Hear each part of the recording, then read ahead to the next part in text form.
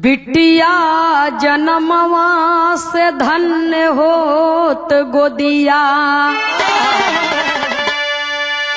बनी जातियापन पराई बिटिया।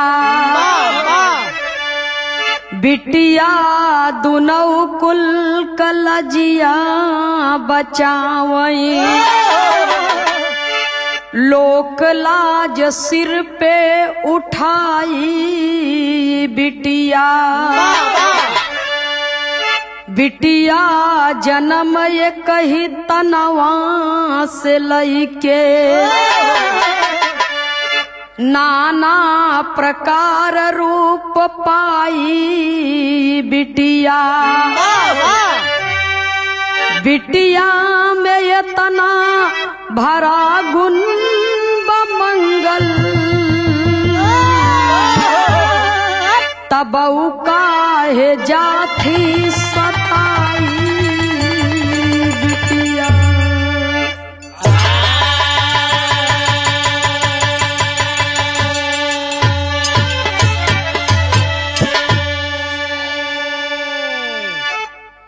बिरहा सुने वाले बाबूजी, ये संसार में कुछ लोग ऐसे होते हैं जो सोचते हैं कि बेटियां तो सर का भार हुआ करती हैं, और बेटी जब पैदा होगी तो दहेज देना पड़ेगा, तमाम प्रकार की बातें सुननी पड़ेगी। और जब बेटवा पैदा हुई तो खाली लेवे के रही, देवे के जरूरत नहीं। जवन गहना गुड़िया बनवा में पैसों लगी, ओहू के पतोहिया पहिरे तो हमरे घरवे में आई।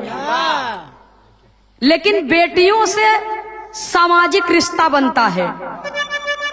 एक बेटी पैदा होती है, किसी की बेटी होती है, किसी की बहन होती है, उसकी शादी हो जाती है तो किसी की पत्नी होती है, किसी की भाभी होती है, किसी की चाची होती है।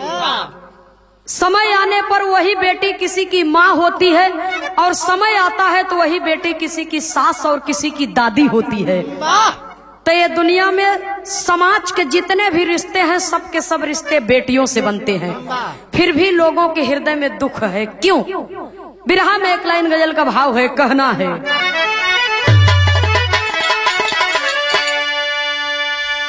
जे करे घरवा में बिटिया सयानी भई,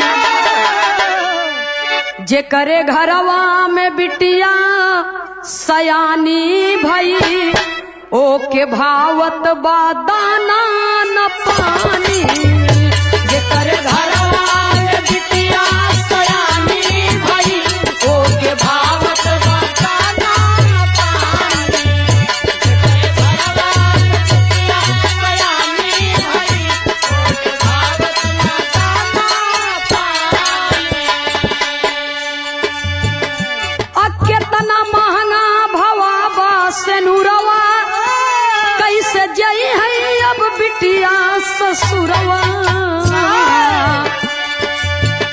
डोली अर्थी बनी सपना सपना भवा, डोली अर्थी बनी सपना सपना भवा। भाई कफन बिन दफन बिटिया रानी,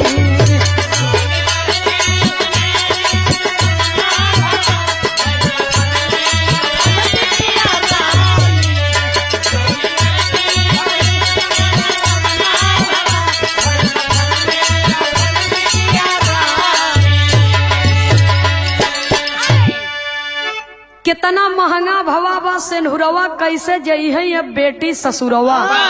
डोली अर्थी बनी सपना सपना भवा, यानी हृदय का सारा सजाया हुआ सपना सपना ही रह गया, कभी हकीकत नहीं हुआ। डोली अर्थी बनी सपना सपना भवा, भाई कफन बिन दफन बिटिया रानी। अक्सर तर आप लोग सुनते हैं, दहेज में बहू को जला दिया गया, दहेज में बहू की गला दबा करके हत्या कर दी गई। आए दिन पेपर में खबर निकलती रहती है, कभी गैस की पाइप लीकेज हो गई, तो कभी घर में आग लग गया, कभी खाना बनाते समय दुर्घटना हो गई। तो का दहेजवा में खाली पतोहिए मरत थी, बेटवा नाही मरतीन, देवरान जेठान नाही मरतीन, सास ननद नाही मरतीन, खाली पतोह मरत है। वो कौन पतोह जो नैहरे से दे जा कम पाए रहत है, वही बदे सारी दुर्घटना होत बाबूजी। लेकिन कहानी की शुरुआत हमें से है। एक ऐसा विरहा आपके बीच में प्रस्तुत है। दहेज के लिए लड़की को प्रताड़ित जरूर किया गया है, लेकिन उसे जान से नहीं मारा गया है। उसके जीवन की एक अनोखी कहानी बन गई। कैसे मास्टर साहब?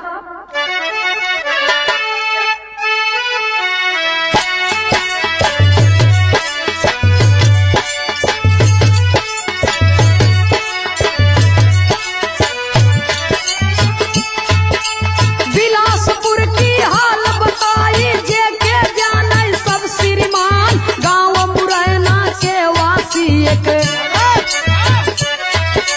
हरिलाल जी रहे किसान, 3 गदेला रहे घरे माँ, सविता सबसे रही सयान, इंटर पास की है बा बिटिया, बेटवा 2 नौ रहे नदान, इंटर पास की है बा बिटिया।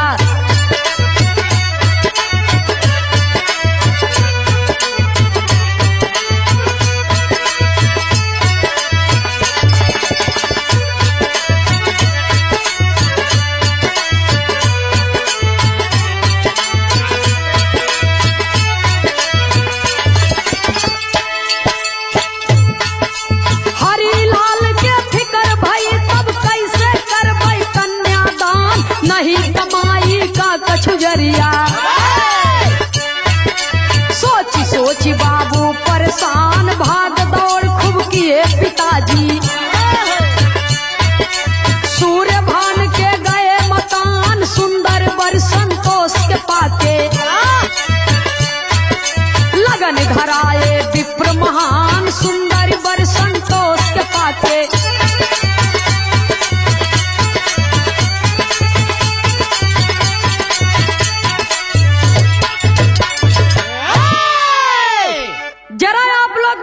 समझ ले, बिलासपुर की धरती पर एक गांव है, जिस गांव की ये घटना है। एक गांव जौने गांव का नाम बा मुरैना। मुरैना गांव का रहे वाला हरिलाल नाम का किसान, जेकरे पल्ले 2 बेटवा 1 बिटिया। बेटवा 2 नादान है बाबूजी, बेटों की बाल्य अवस्था है।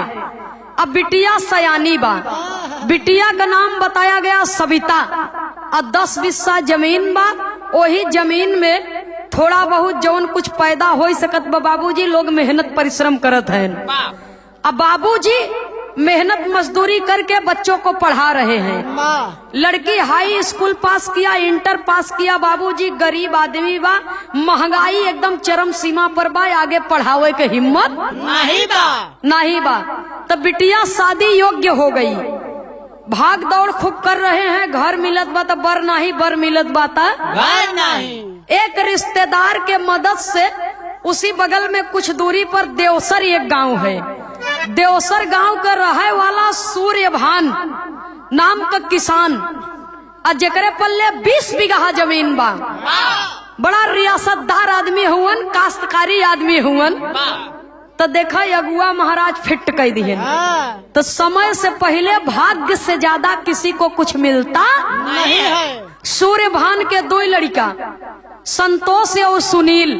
तो सुनील बड़ा है, संतोष छोटा। तो छोटका बेटवा पर सविता की शादी तय कर दिए कि भैया लड़की सुंदर होए के चाहिए, लड़की में गुण होए के चाहिए, सर्वगुण संपन्न होए के चाहिए। हमारे पल्ले भगवान के दिया बहुत कुछ बा, हमके 1 रुपया दहेज ना चाहिए। बड़ा अच्छा विचार है सूर्यभान जी का। शादी तय हो गई, बारात सजा करके चले। कैसे चले? बिरहा में एक लाइन तर्ज है मास्टर साहब।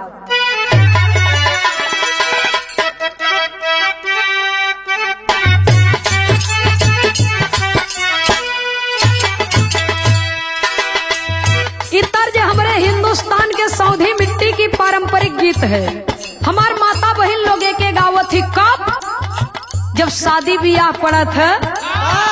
कैसे गावत थी भैया हो? कहवा से आवेला बाबा के तितिलावा हो।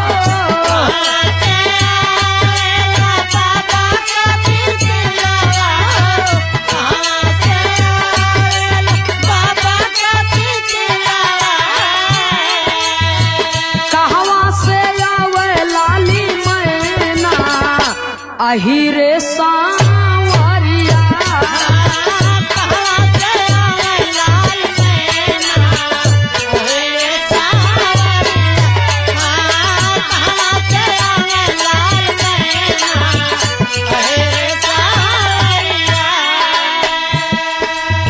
लेकिन बिरहा में कवि जी भाव दिए, देवसर से दुल्हे राजा ले चले बरतिया हो।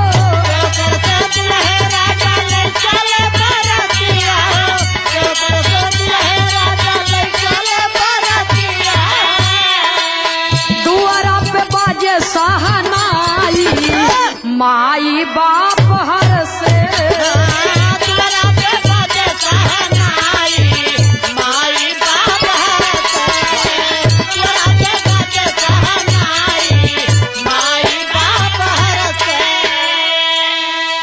सविता संतोष साथे फिरली भंवरिया हो।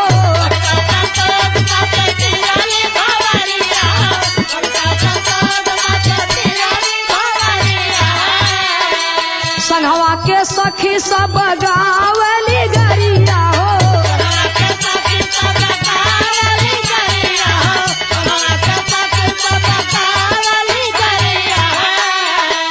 लौआ के परछे छोटका भाई माई बाप हर से।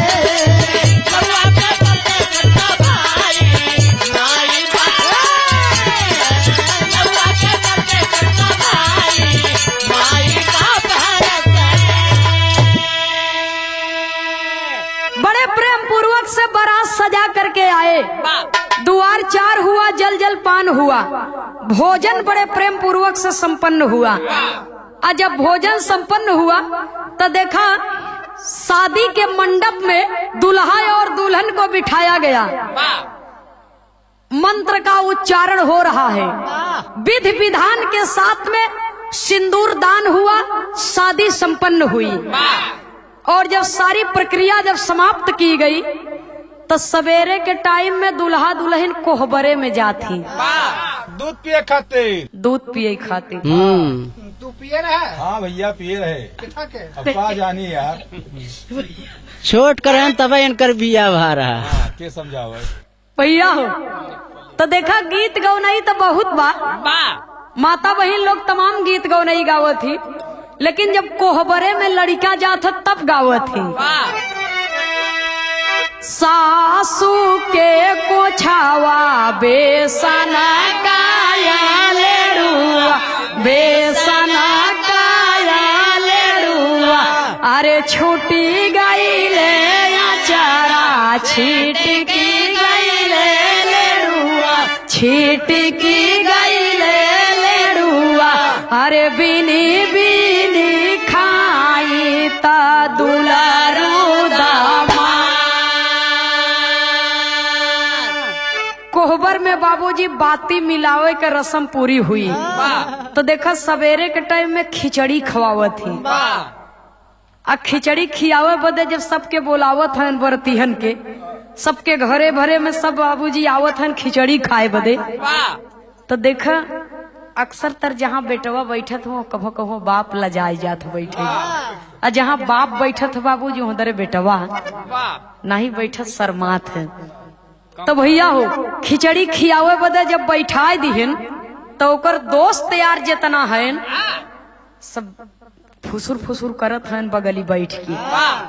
कहीं का यार रतिया बीत गई झूरई कुछ पौबौन की है, तुहार बाप इतना बड़वार मनई अगुआ लई आए कि जौने कंगाल खिया तो भिड़ाई दिए खिचड़िए खवाही के संगे संगे काजन लहाए ले कुछ लह जाए पट्टे। जब इतना बतिया बाबूजी सुनत दुल्हवा कहा अरे यार अब जैसे सियान है सब समझे वैसे।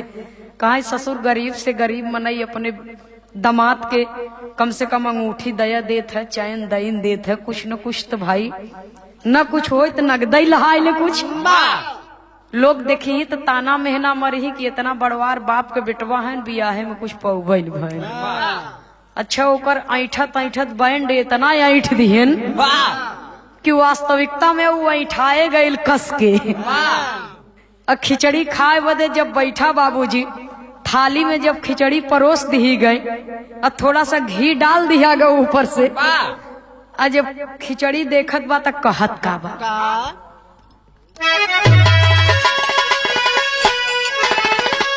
अरे दुल्हा कहाँ बिगड़ी,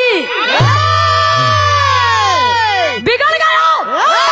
और बिगड़ करके कहता क्या है, अरे दुल्हा कहाँ बिगड़ी जबले मिली नहीं सीकड़ी, गुआ आई हो ये गुआ तबले खाई नहीं खिचड़ी, गुआ तबले खाई नहीं खिचड़ी, तबले खाई नहीं खिचड़ी।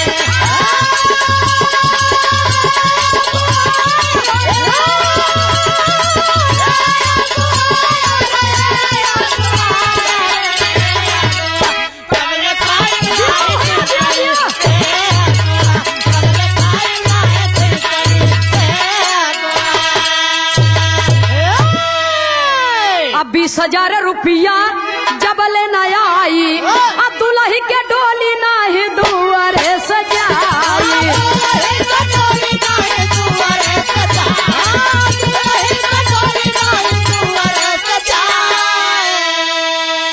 अरे दिहला एक ठी घड़ी लिहले, तो दिहला एक ठी घड़ी लिहले, अरे पौआ के पकड़ी, बाबुआ आई हो ये बाबुआ चल के खाई ले बखिचड़ी, बाबुआ चल के खाई ले बखिचड़ी।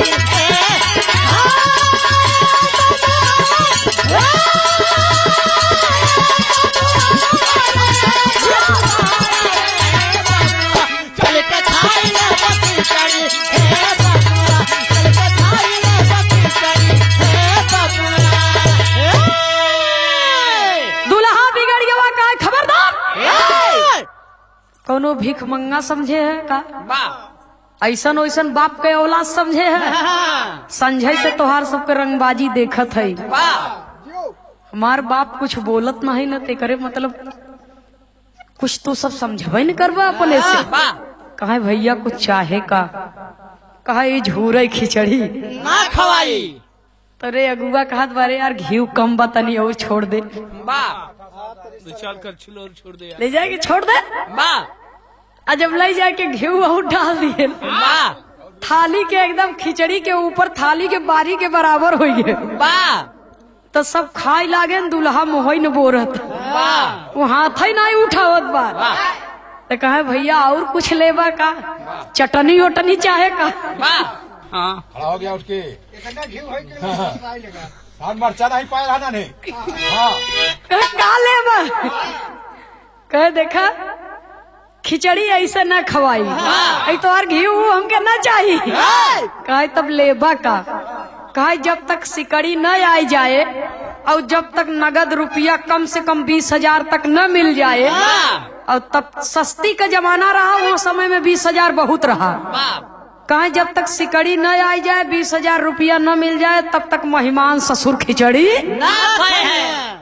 अब हरीलाल अपने मन में सोचत है कि 10 बिस्सा जमीन ही रही, ओहो गिरवी रख के हम बिटिया का शादी फाने है, एक फूटी कौड़ी हाथे में है ये नहीं बा, सिकड़ी कहाँ से दे, पैसा कहाँ से दे, एक हाथ घड़ी मंगा करके हाथे में पहराई के और अपने मूड़े पर पगड़ी उतार के अपने दामाद के पैर पर रख दिए कि बेटा, इंसान बिटिया का शादी करत है तो दामाद के रूप में बेटवा पावत है, अब बेटवा का बियाह करत है तो बहू के रूप में बेटी पावत है, तो आज के बाद तू हमार दामाद नहीं हमार बेटा हुआ, अपने जीवन के सबसे बड़ी पूंजी आपके हाथे में सौंप देते, वो है हमार बिटिया, ऐसे बड़ा धन हमारे पल्ले, तो कहा एक काम करे अपन पूंजी रखे रहा, हमके ना चाहिए न चाहे। कहीं शादी के पहले अगुआ कहे रहन, तोहार पिताजी कहे रहन कि 1 रुपया दे देबा तबो मंजूर बा, न देबा तबो मंजूर बा। कहा एक काम कर, जब बाबू को बुलावत बबुआ आवे फिर लिया जाए, बबुआ देखभाल करी, हमसे मतलब नहीं बा।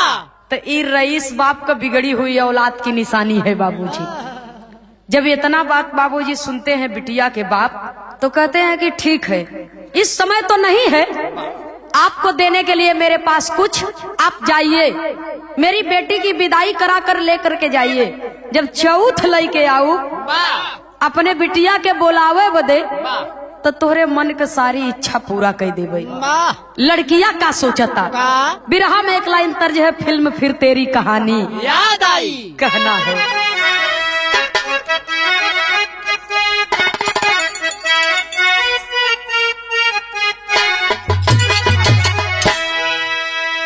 दिल देता है, दिल देता है रो रो दुहाई, किसी से कोई प्यार ना करे। दिल देता है रो रो दुहाई, किसी से कोई प्यार ना करे। दिल देता है रो रो दुहाई, किसी से कोई प्यार ना करे। लेकिन बिरहा में भाव है, कहना है केहू विधि के ना, केहू विधि के ना लेखनी मिटाई, पराई भैली आज बिटिया। केहू विधि के ना लेखनी मिटाई, पराई भैली आज बिटिया। केहू विधि के ना लेखनी मिटाई, पराई भैली आज बिटिया। सपना 1000 लेके आईली ससुरावा, सपना 1000 लेके आईली ससुरावा, सपना 1000 लेके आईली ससुरावा। मुहवा फुलाए रहा पूरा परिवारवा, मुहा फुलाए रहा पूरा परिवारवा, मुहा फुलाए रहा पूरा परिवारवा। सैया पहले दीना, सैया पहले दीना नौकरी तकाई, पराई भैली आज बिटिया। सैया पहले दिना नौकरी तकाई, पराई भैली आज बिटिया। सैया पहले दिना नौकरी तकाई, पराई भैली आज बिटिया। सुनने वाले बाबूजी कैसऊ कैसऊ हाथ बिनती जोड़त जोड़त लड़का आखिर में मान गए। कहा ठीक बा, लेकिन 4 दिन इंतजार करब, ओकरे बाद हम इंतजार ना करब, न करब। सुने वाले बाबूजी वहां तो वादा कैली है कि 4 दिन इंतजार करब। लड़की की विदाई हो गई, लड़की अपने ससुराल में आई, हजारों लाखों करोड़ों सपने को सजाई है बाबूजी। ससुराल में जब कदम रखा था तो लड़का का माई सूर्यभान का मेहरारू जब अपन पतोह उतारत हईन, गांव देश के अगल बगल का मेहरारू जब कुल मुंह दिखाई करत हईन तो कहीं अरे वाह, ऐसन पतोह तो अगल बगल अड़ोसी पड़ोसी केहू के घरे इतनी सुंदर वाह, तोहरे लड़का के तो किस्मत खुल गई। और बेटवा मुँह फुलाए बा, माई बेटवा के सारी बात सुन लिए हैं, कहते हैं बेटवा को मोह न सोच बाटे तो का पतोहू सुंदरता लेके हम चाटब। ये अलगई सोचत है, वो अलगई सोचता। ई खबर सूर्यभान के लगे तक नहीं पहुंची बाबूजी। सब घरे में मिल के एक मामला सलटाई लिए। धीरे धीरे दिन बीता, शाम को वक्त आए तो अपने यार दोस्त के संगे बैठा बाबूजी, तो लोग कहत ही कि जानवरों रखिले अगर दरवाजे पर तो ओके अगर लगातार डंडा उआवे लगबा, दिखावे लगबा तो सीधा साधा जानवर भी मरकहा हो जाता। तो मनई है, तो ओके कहत कहत इतना बढ़िया से सिखाई दिहन कि वो बेचारा अपने मतलब से, अपने दिमाग से कुछ सोच नहीं पावता। तो कहा अरे यार आज तोरे दुल्ही से प्रथम मुलाकात बा, तनी मूठ पानी बनाए के जा कायदे से। तो कहा मूठ पानी बनी कैसे? ओकरे आगे लैया दारू को बोतल रख, और जब दारू को बोतल रख दियन तो पैक पर पैक लगाई दे, और जब एकदम से ओवरलोड हो गए एक ही हाथे में पकड़ायु दिहन। कहीं एक लाई के जा पिए उबा एक बोतल लिए उबा। वाह, जय अड़ाई के सुहाग रात मनाए। और जब घरे में पहुंचा तो दुल्हन अपने दुल्हा के चरण स्पर्श करता। तो कहा था खबरदार, सारा तेरा बाप मुझे कुछ दिया नहीं। यो अंग्रेजी बतिया साला की भैंसा भी नहीं दिया। दूर हो जा मेरी नजरों के सामने से। दुल्हनिया कहा बाप कैसी बात कर रहे हैं? सुने वाले बाबूजी दुल्हन घूंघट काढ़े बा, और घूंघट के आड़ से ऐसे ही बतियावता, और दुल्हा कहत बा तुम मेरे लायक नहीं हो। इतना कह करके बाबूजी दारू की बोतल गुस्से में पटक दिया और दुल्हन को धक्का दे दिया। बाबूजी दुल्हन पलंग पर गिर पड़ी और वो निर्दयी वापस चला आया। और वापस से आई जब दुआरे तो पुरवैया का हवा बढ़िया पायस गेहूं का गांठी पर आराम से ओलर के उस हो गया। रात बीती, सवेरे के टाइम में अपने माई से आदेश लिहस बाबू से उहव ने गुजरात नौकरी करता था, चला गया बाबूजी छोड़ करके दुल्हन को। यह दुल्हनिया का दशा बा, कभी को संकेत करना पड़ा।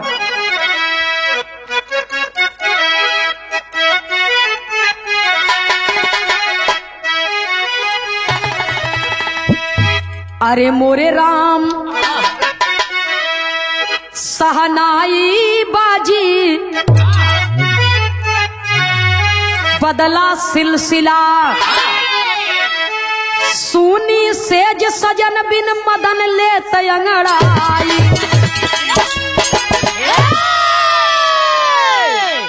सुनी सेज सजन बिन मदन ले तयंगड़ाई, सहनाई बाजी बदला सिलसिला।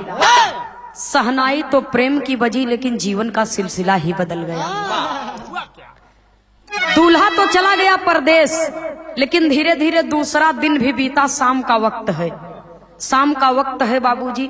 चारों तरफ बारिश का मौसम बना हुआ है, आंधी चल रही है और दुल्हन अपने सेज पर बैठी है बाबूजी, अपने पलंग पर बैठी है और अपने किस्मत पर रो रही है, सोच रही है। कामिन के न घरे कंत अंग अंग में तरंग, रहे मन में उमंग रंगदार अचारा।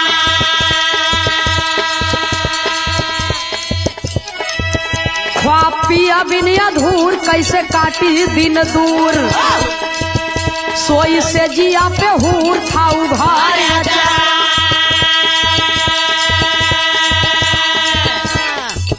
गई रात घनेराई, जेठा चुप के से आई, ठिकेवाड़ वो ठंगाई जान मारे अचारा। घात कर चला पापी धरती माता गई कापी, घात कर चला पापी धरती माता गई कापी। ढापिया बरू के करई तार तार अचारा, ढापिया बरू के करई तार तार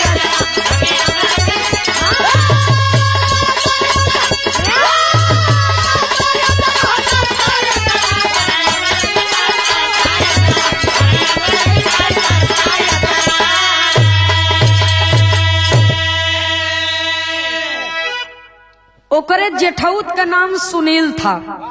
इतना आयब रहा ओकरे अंदर, दारू अलग से पिए, जुआ अलग से खेले, झूठ अलग से बोले, अनेकों प्रकार का आयब जितना दुर्गुण था सब लगभग उसी के अंदर था। बाप लाख समझावत बा लेकिन वो माने वाला यही सहूर के कारण जे देखवार आवे उनकर बियाह होए बदे बाबूजी तो वो लौट जाए बेचारू, बियाह होए नहीं। हाँ छोट हमारे अंदर तो बोल गो नहीं, हमारे सूरदास जी बहुत बढ़िया आदमी हुए छोड़ो भैया हो। तो देखा छोटके भाई की शादी हो गई, दहेज के कारण वो छोड़ करके पत्नी चला गया, बड़े भाई के दुर्गुण के कारण उसकी शादी ही नहीं हुई। तब बारिश हो रही है बाबूजी, तूफान चल रहा है। दरवाजा तो उठंगाया हुआ है, दरवाजा तो बंद है, लेकिन खिड़की खुली बा। दुल्हन पलंग पर बैठी बा। जब पलंग पर बैठी बा बाबूजी तो सोच रही है, रो रही है कि काश मेरे पिताजी मेरे पति की मांगी हुई मुराद पूरी कर देते तो आज मेरे पति मुझे छोड़ करके परदेश नहीं जाते। क्या मैं गरीब घर में पैदा हुई हूँ, ये मेरा दोष है? क्या मैं जानबूझ करके गरीब परिवार में पैदा हुई? यही सोच रही है, रो रही है अपने किस्मत पर बाबूजी। और तब तक खिड़की से हवा के झोंका जब पहुंचा ओकरे पास तक तो उसके शरीर का आंचल उड़ गया। और जब आंचल उड़ गया तो ये देखा था सुरीलवा आयब दरवा, ये देखत बा बाबूजी तो अपने मन में सोच रहा है, एक मन लगा 80-90-100 की स्पीड में रफ्तार कर रही। तो ये दरवाजा खोल करके पहुंचा बाबूजी और सविता को अपनी बाहों में समेट लिया। और सविता को अपनी बाहों में समेट लिया तो किसी पुरुष का जब स्पर्श हुआ तो उसकी चेतना लौटी। और जब चेतना लौटी तो देख रही है कि ये तो मेरा जेठौत है। जोर का धक्का देती है, खबरदार! अरे नीच पापी, रिश्ते में तू मेरा जेठ लगता है और जेठ का मतलब समझता है कि तेरी परछाई भी मेरे ऊपर नहीं पड़नी चाहिए। और तू तो पूरे इज्जत को ही तार तार करने के चक्कर में है। अगला जन्म में तो किलना होगा, किलना। वाह भैया वाह। बाबूजी धक्का देती है और दरवाजे के बाहर आकर के गिरता है। दरवाजे के बाहर जब गिरता है तो दरवाजा बंद कर लेती है और एहवर ई चला अपने माई के लगे। और अपने माई के लगवा जाए के रोए रोए के कहा था, अरे मावा जवन दुल्हन ली आई हूँ, एक नंबर का कुलक्षणी बा, एकर चरित्र ठीक नहीं बा। अरे हम तो सिर्फ इतना ही जाए के पूछा कि मेरा भाई परदेश चला गया है तो कोई बात नहीं है, पूरे परिवार के लोग हैं, अगर तुम्हें कोई तकलीफ हो तो जो भी हम लोगों से बन पड़ेगा हम लोग तुम्हारी सहायता करेंगे। खाने पीने के लिए कोई दिक्कत तुम्हें महसूस नहीं होने दे। मैं तो इसका हाल चाल पूछने के लिए गया था, लेकिन ये तो मुझे भर अखबार में पकड़ ली कि तुहार भाई न सही तो वही सही, उल्टा चोर को तवाल के डांटे। मेहरारू तिरिया चरित्र करत ही ते यह तिरिया चरित्र से बढ़ के चरित्र करत बा। कहत बा अगर हमार बात न मनबा तो जितना जने परिवार में है एक एक जने के मुड़े के एक एक सी बाल न उखाड़ लिया तो जना हम अपने बाप के बिटिया नहीं। अच्छा तो रो रो के सारी बात सुना दिया। माई बहन करे बात पर यकीन कैली और जा करके बाबूजी सविता की चोटी पकड़ करके घर से बाहर निकालती हैं। कभी कुछ संकेत करना पड़ा। एक लाइन तर्ज है मास्टर साहब।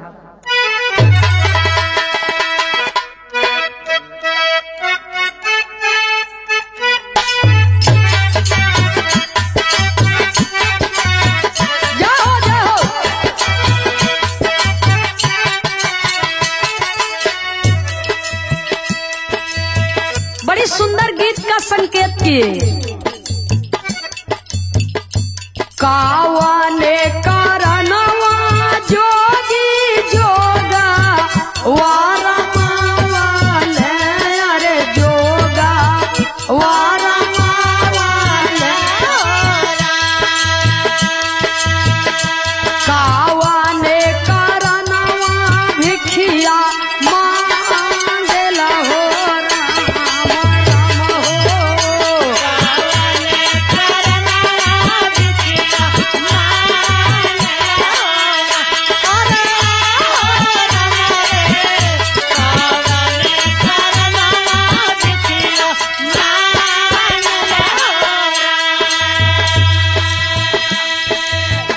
नारी के करनवा जोगी जोगा वारा मावाले, अरे जोगा वारा मावाले,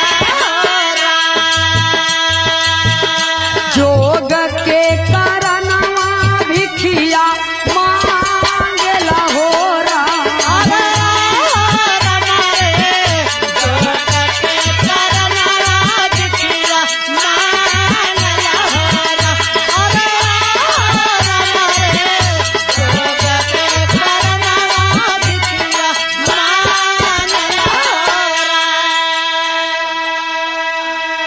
लेकिन आधी रात में उस बेचारी लड़की के साथ में घटना कौन सी घटती है? आधी रातिया में देवई चली जिंदगानी आया रे चली जिंदगानी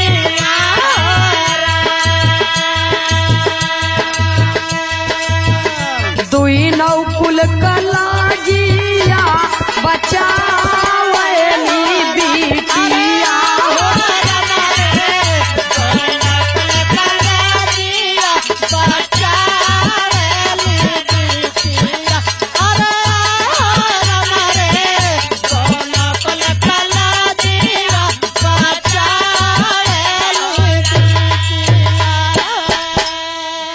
लागी बात है जावा के आई सनयगिनी आया रे आई सनयगिनी माऊत कराया पनावली बिटिया हो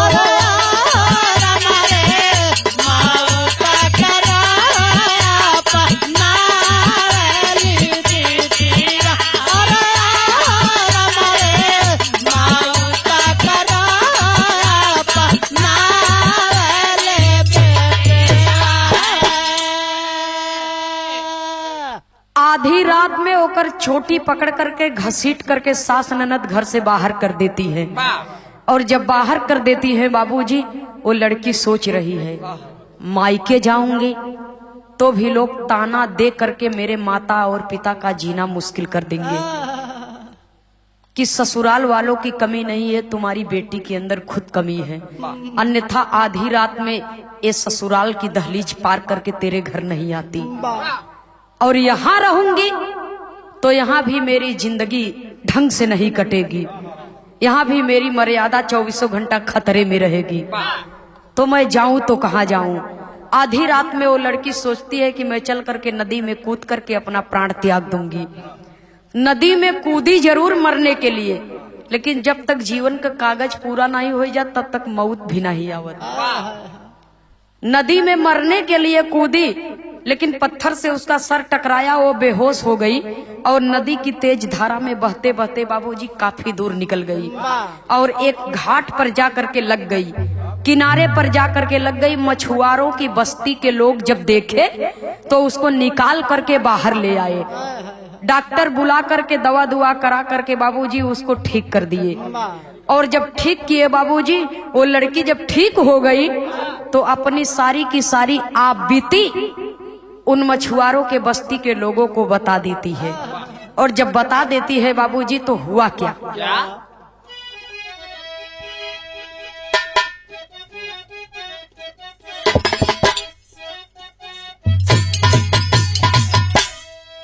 अरे किए मछुआरा सब आपस में विचरवाए भैया,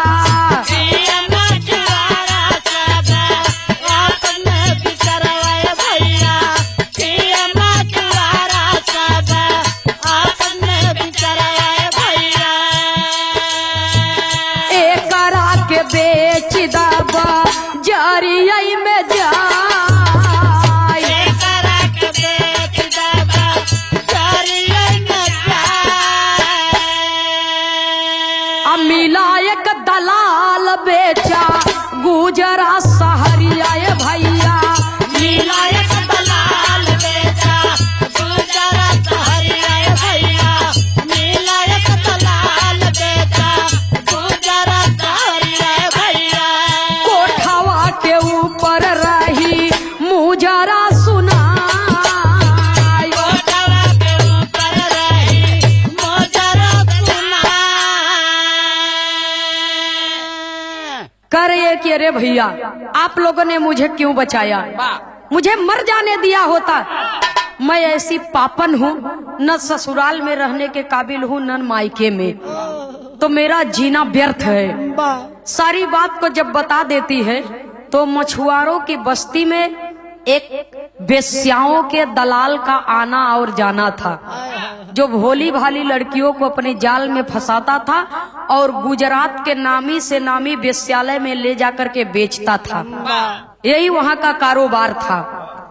तो मछुआरा लोग सब विचार किए और उस दलाल को बुलाए, इसीलिए तो उसे बचाए थे, क्योंकि उन लोगों का जो अपना कारोबार था वो तो था ही, लेकिन जो अंदरूनी कारोबार था उन लोगों का पैसा कमाने का ये एक जरिया था।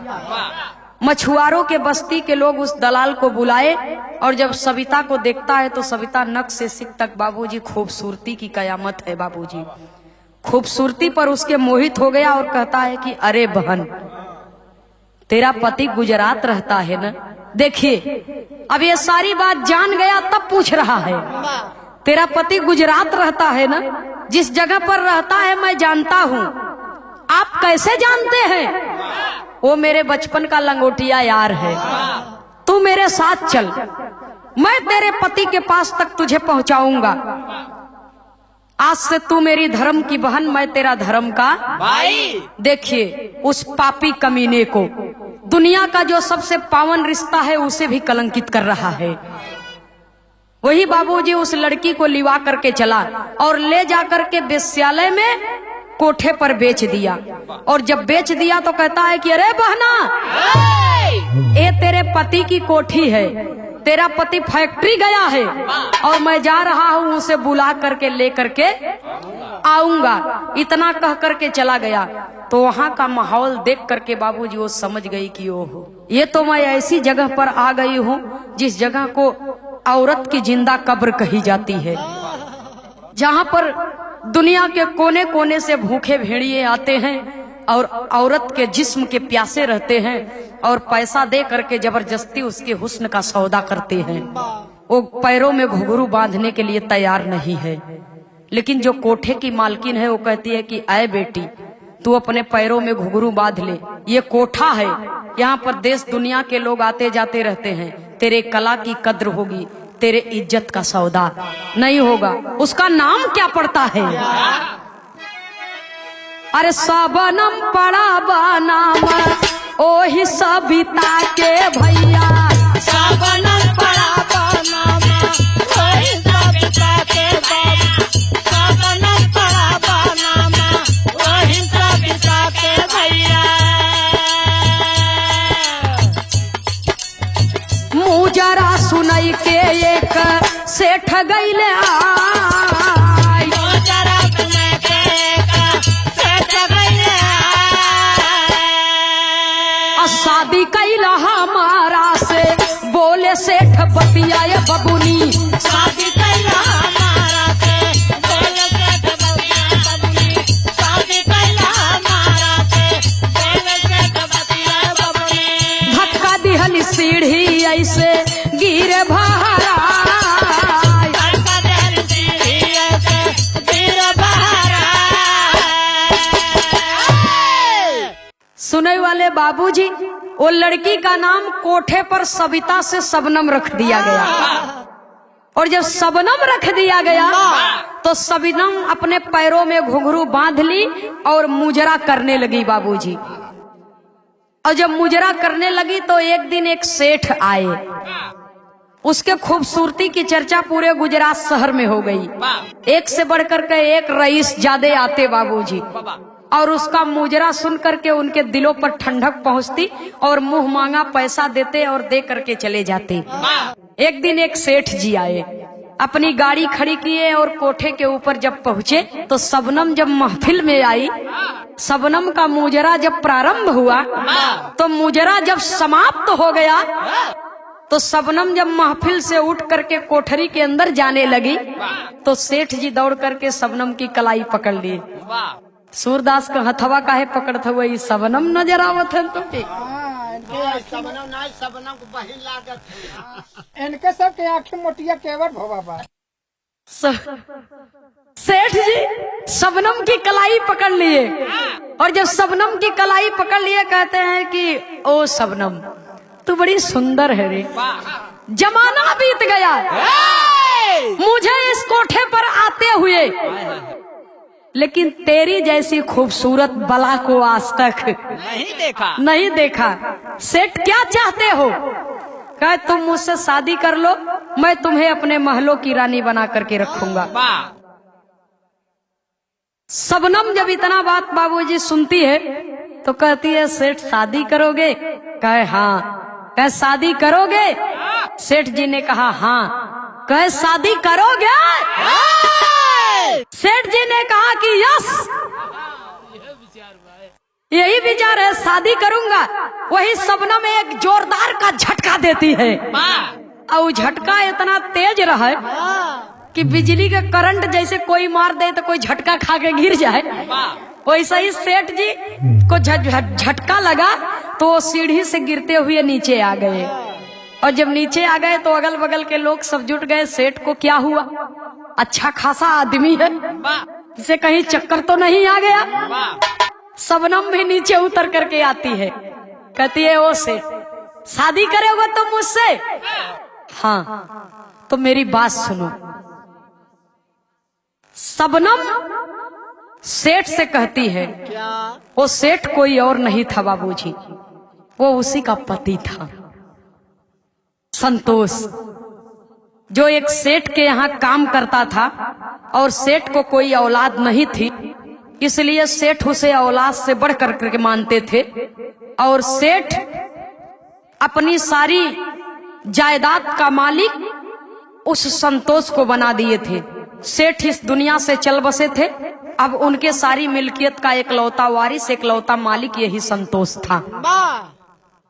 तो सेठ की जगह पर यह सेठ हो गया था। तो कहती है, क्या कहती है बाबूजी?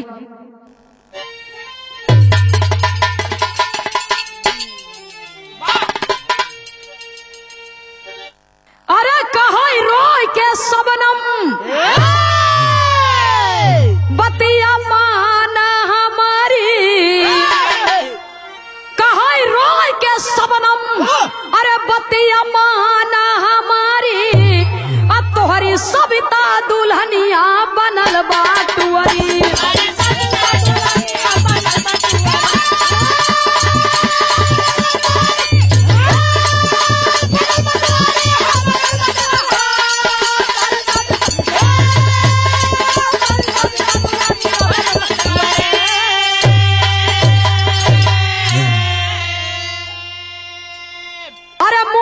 से ब्याही हम देवसर में आए,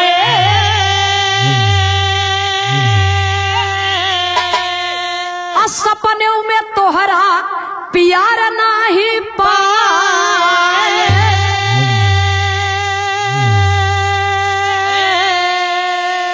खाए हम दहेजवा का मार सगरी, खाए हम दहेजवा का मार सगरी, तोहरी सविता दुल्हनिया बनल बाटुआ।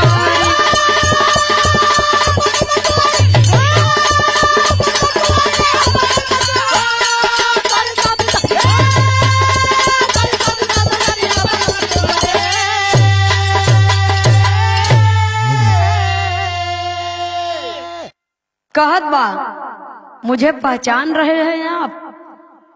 सेठ कहते हैं नहीं, आधार कार्ड दिखाओ। मैं नहीं पहचान रहा हूँ। और सेठ को तो देखते ही वो पहचान गई, सेठ को देखते ही वो पहचान गई थी। और उस समय कही थी कि आज तो आप मुझे ठुकरा करके जा रहे हैं। सुहाग रात में बोली थी कि आज तो आप मुझे ठुकरा करके जा रहे हैं, मैं आपको कहीं भी देखूंगी किसी भी हालात में पहचान जाऊंगी, क्योंकि मैं पत्नी हूँ, आप पति हैं, मैं पहचान जाऊंगी, आप नहीं पहचान पाएंगे मुझे। और आज आप मुझे ठुकरा करके जा रहे हैं, ये आपके जिंदगी में बहुत भारी पड़ेगा। वो पहचान गई, और जब पहचान गई बाबूजी तो सारी बात को बता देती है कि हमारे नाम सविता बा, हम ही तो और दुल्हन है, याद बा? सुहाग रात में 20,000 रुपया एक सिकड़ी के कारण दारू को बोतल फोड़ के आई रहे। तो वह समय हम तोहरे लायक नहीं रहे, यह समय तू हमरे लायक नहीं है। चले जाइए यहां से। जब इतना बात बाबूजी सुनते हैं सेठ जी, तब जाकर के उनके दिमाग की घंटी बजी और उठ करके खड़े हो गए और हाथ जोड़ करके पूरे समाज में बाबूजी क्षमा याचना करते हैं कि मुझे क्षमा कर दीजिए, मुझसे बहुत बड़ी भूल हो गई। आज के बाद मैं इतनी बड़ी गलती अपने जीवन में नहीं करूंगा। कहा आपके कारण मैं आज यहाँ खड़ी हूं। अगर आप मुझे अपना लिए होते तो वो जो धर्म का भाई कहता है और अपने आप को आपका मित्र कहता है, उसने मुझे ला करके कोठे पर खड़ा कर दिया। अगर आप मुझे अपना लिए होते तो शायद मेरी ये दशा नहीं होती। आप चाहिए, मैं आपसे शादी नहीं करूंगी, जा सकते हैं आप। इतना बात बाबूजी जब सेठ जी सुनते हैं तो जो कोठे की मालकिन है, जिसे कोठे की सारी विषयाएं मौसी कहती थी बाबूजी, तो जा करके उनके पैरों पर गिर पड़ा कि मेरी पत्नी आपको मौसी कहती है, मैं भी आपको मौसी ही कह रहा हूं और मौसी माँ के समान होती है, मुझे मेरी पत्नी वापस कर दीजिए। कहती है ठीक है बेटा, वापस कर दूंगी, लेकिन आज के बाद कभी मेरी बेटी के साथ में इतना बड़ा धोखा मत करना। तो पुलिस प्रशासन बुलाया गया। पुलिस प्रशासन के देख रेख में दोबारा से लिखा पढ़ी के साथ में दोनों की शादी हुई और विदाई हुई। तो सेठ जी अपने दुल्हन के लिए आए क्या होता है अपने गांव, ताकि सब लोग जान ले समझ ले, और उनकर महतारी बाप भी परेशान हुई हैं तो उन्हों लोग के संतुष्टि मिल जाए। तो जब सविता उतरत बा गाड़ी में से, ओकर दोस्त यार देखत है, कहते अरे सरवा की एकर देखा यार, एकर किस्मत बड़ी बरियार बा। एक दुल्हनी के तो एकर माई बहन मार के घरे से बाहरे निकाल दीन, और वो पता नहीं कजनी कहाँ बूढ़ बहरा के मर गई। और दूसर के लिए आई बा तो एकदम चाँद जैसन चेहरा एकर चमकत बा। दूसर के लिए आए बा तो एकर चाँद जैसन चेहरा चमकत बा। ये स्पेशल किस्मत लिखवाई गया आई बा भगवान के घरे से। लेकिन वो धीरे से बतियावत है तो संतोष कहत बा कि चुप चुप चुप चुप चुप रह, सब बोला मत। ये दूसर की तीसर की नहीं, ये हमार वह बीही औरत बा। सारी बात को बता दिया कि मेरी माँ और बहन जब इसको निकाल देती है तो ये खोजते खोजते ढूंढते ढूंढते एक मेरे दोस्त के मदद से वो भी बता दिया। इसी जगह पर अपने जीवन का एक अच्छा कार्य किया। एक मेरे दोस्त के मदद से जो मेरे साथ ही काम करता है, वो भी जहाँ पर मैं रहता हूँ, और संजोग से वो मिल गया इसे और इसको मेरे पास तक पहुँचा दिया। मैं इसलिए लेकर के आया हूँ ताकि घर पे सबको विश्वास हो जाए और इसके माता पिता को भी संतुष्टि हो जाए कि मेरी बेटी सही सलामत है। तो आज भी वो लड़की अपने पति के साथ में, अपने परिवार के साथ में, अपने गृहस्थ आश्रम में बाबूजी प्रसन्न है और रह रही है। तो कवि को संकेत करना पड़ा। आखिरी लाइन में सामाजिक संदेश कवि देते हैं, ये दुनिया में पति पत्नी का जोड़ा बनता है। बिरहा सुनने वाले साथियों जरा गौर करेंगे। एक लड़की एक अनजान व्यक्ति के भरोसे पर अपने आप को सौंप देती है कि आज से आप ही मेरे वर्तमान हो, आप ही मेरे भविष्य हो। तो जब कोई आपके ऊपर विश्वास करे तो किसी के भविष्य और किसी के वर्तमान के साथ खिलवाड़ नहीं करना चाहिए। तो पति पत्नी एक सिक्के के दो पहलू हैं। तो अगर एक में कुछ गड़बड़ी है तो दूसरे को चाहिए कि उसकी कमी को नजरअंदाज करे और उसके कदम से कदम मिला करके उसके साथ में चले। आखिरी और अंतिम प्रमाण में गुरु घराने के परिचय के साथ में कवि को संकेत करना पड़ा।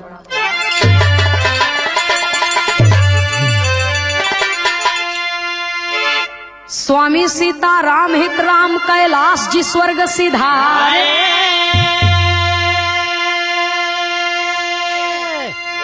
मंगल यादव जौनपुरी जी सुंदर गीत संवारे।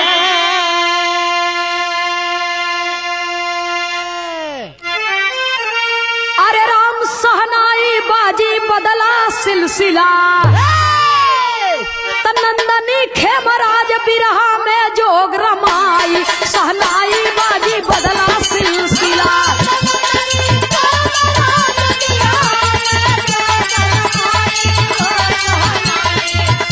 लगी रहे।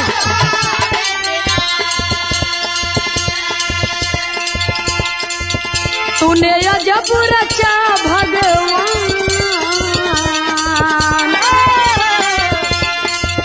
तूने अजब रचा भगवान, खिलौना माटी का। तूने अजब रचा भगवान, खिलौना माटी का। तूने अजब रचा भगवान, खिलौना माटी का। माटी का जी, माटी का जी, माटी का जी, माटी का, माटी का जी, माटी का।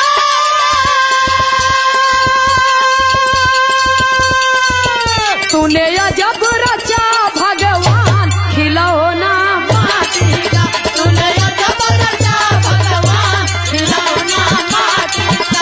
तूने अजब रचा भगवान, खिलौना माटी का।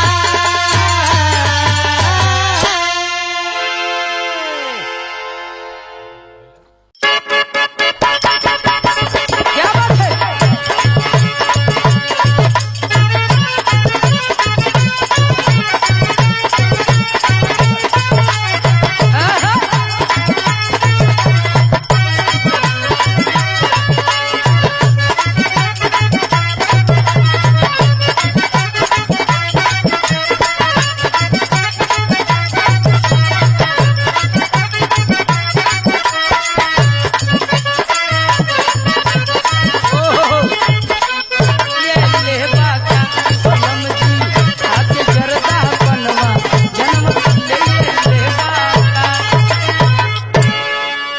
अच्छा बाबूजी, पुनः हम गायिका नीतू राज एक बिरहा आप लोगों के बीच में बड़ी ही दर्दनाक कहानी एक कांड के रूप में हम आपके बीच में प्रस्तुत करने जा रहे हैं। हमारे बड़े भैया ओपीसी के माध्यम से, ओपी म्यूजिक के सौजन्य से ही बिरहा आप लोगों के बीच में जात बा। आप सब लोगों के बहुत बहुत प्रणाम करत हनी। और 4 लाइन भूमिका में कवि जी लिखत हनी। का लिखत हनी?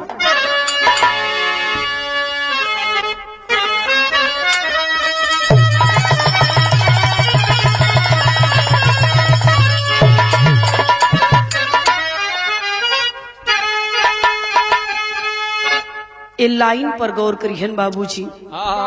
बड़ा डूब के कवि जी भूमिका के लिखले हुए हैं। एक एक शब्द पर आप गौर फरमाएंगे।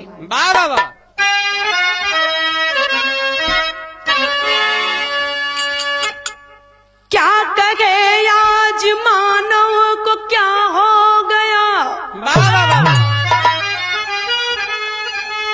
अपने ही राह में कांट बोने लगा। ख्याल कुछ भी नहीं अपनी गरिमा का गए, आदमी अपना अस्तित्व खोने लगा है। गाथा लिखते कलम भी शर्म खा गई, रिश्ता सासू बहू का भी रोने लगा। घोर कल युग की लीला शुरू हो गई, पाप घरी घरी सिया राम होने लगा।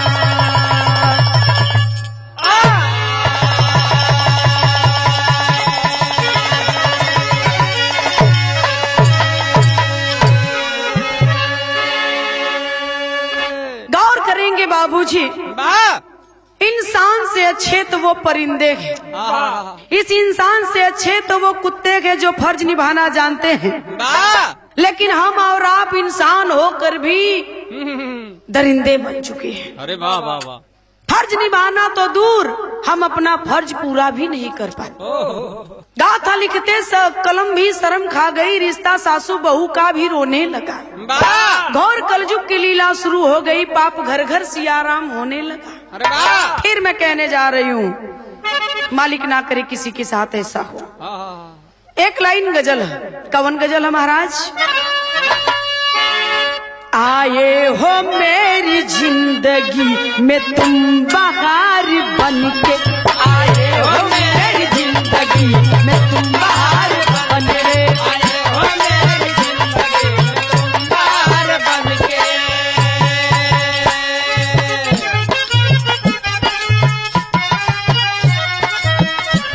मेरे दिल में यूं ही रहना, मेरे दिल में यूं ही रहना, तुम प्यार प्यार बनके, आए हो मेरी जिंदगी में तुम बहार बनके, आए हो मेरी जिंदगी में तुम बाहर बनके, आए हो मेरी जिंदगी में तुम बाहर बनके। लेकिन हमारे आप में कुछ कमियां हैं, उसी कमी को कबीर जी की कलम दर्शा रही है। क्या?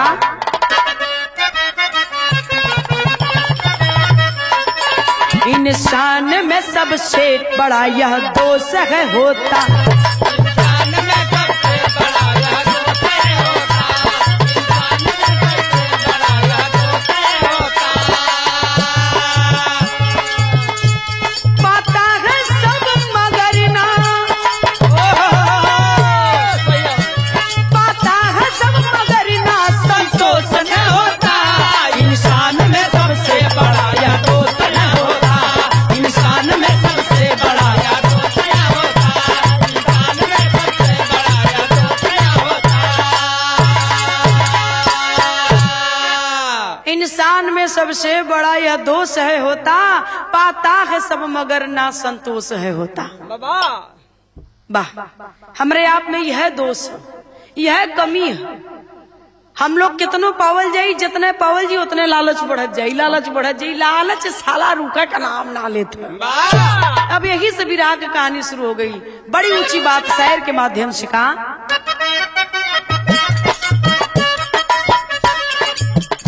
लालच ने आज मानव को अंधा बना दिया,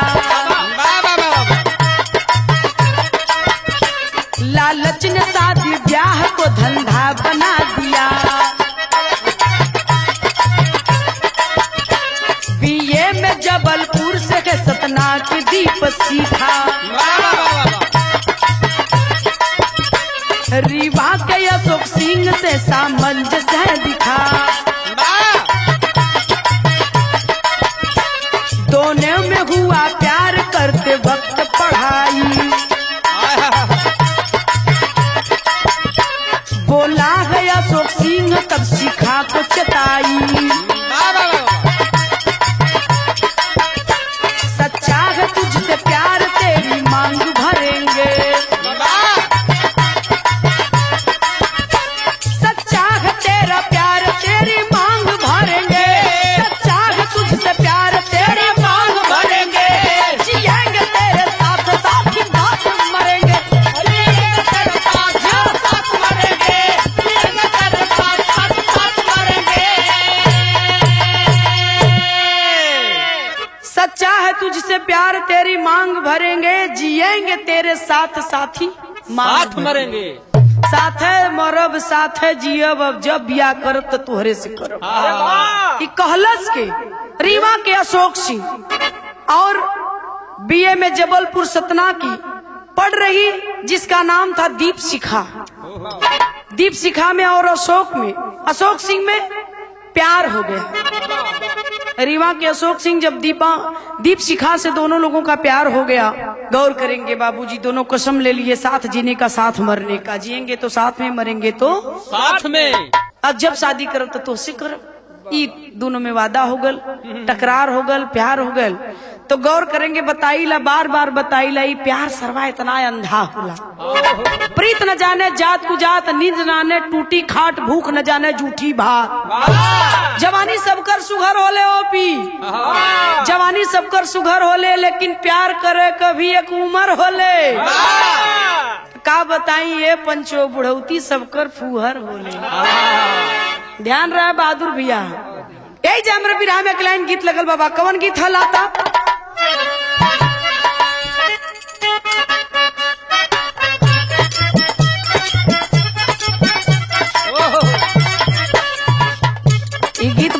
तहलका मचल। जब आइल इतना तहलका मचौले कि पूछा मत। कोनो मेहरारू कहत छियो का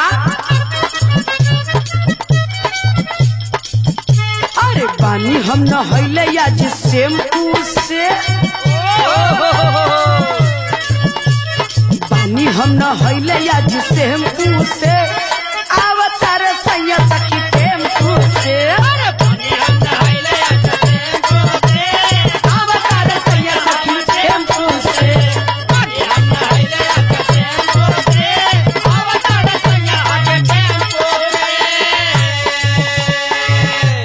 लेकिन एक लाइन वही में और है का बड़ा मूड में है। अरे ओकर दुल्हाया आवत हुआ रामकृत मूड में न रही कहत एक लाइन और कहलस का कसी है अरे कसी है जवानी के कलेम्पू से अरे कसी है जवानी के कलेम्पू से अवतार सैया सखी टेम्पू से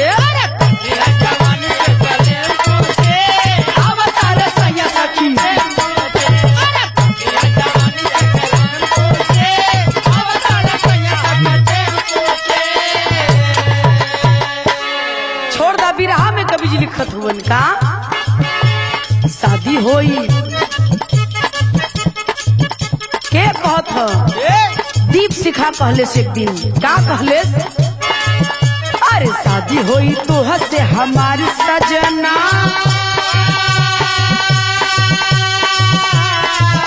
अरे शादी होई तो हसे हमारी सजना राजी रही जब परिवार सजना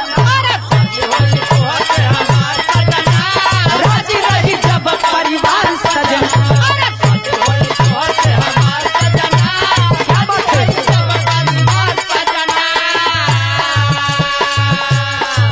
कहले शादी हम तो से करब लेकिन हमार शर्त वह है कि जब तुहार परिवार पूरा हमके स्वीकार कैले तब कहना पड़ल का लिखल गई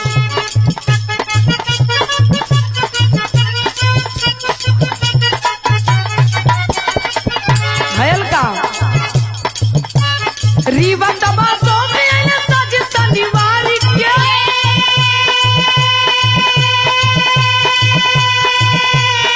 अरे सिखवाली बंदिया बतौला परिवार के सिखवाली बंदिया बतौला परिवार के सिखवाली बंदिया बतौला परिवार के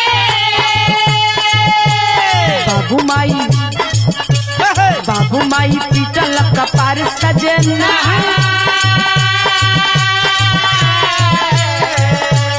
बाबू माई पीटल कपार सजना राजी रही पूरा परिवार सजना बाबू माई पीटल कपार सजना राजी रही पूरा परिवार सजना बाबू माई पीटल कपार सजना राजी रही पूरा परिवार सजना। बोल पड़ी कि हमार शर्त है जब तुहार परिवार हमार परिवार पूरा राजी रही हमार तुहार शादी हुई। वाह अगर हमार परिवार नहीं हो राजी रही लेकिन तुहार परिवार अगर हमके स्वीकार कर ले अशोक तो हम जरूर शादी करब। जब कहबा तब शादी कर ले। हमार सच्चा प्यार है कौनो एक झूठ मत समझा। अशोक अइलन अपने घरे अइलन माई से बाबू से पूरी बात बता देलन कि दीप शिखा नाम के लड़की से हम प्रेम करीला उसे शादी कर चाहते। आप लोगन का इच्छा है। जब बाबू माई सुनन कपार पे हाथ धो लेला कहला कि अरे ई का सुनत हिला कहत हवन बाबू अशोक से। बाबू माई कहलन का कहलन यहाँ गीत बदल गिल बाबा